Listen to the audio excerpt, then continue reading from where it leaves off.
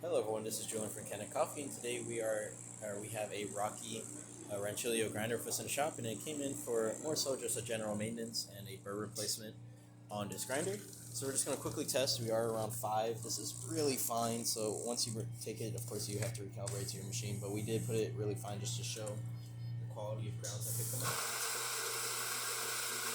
I'm just going to grind a little bit of coffee out here. Of course, I'll clean the rest after the video.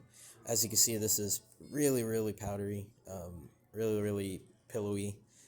This might, honestly, this might be a little too fine for even some of our machines that we have here.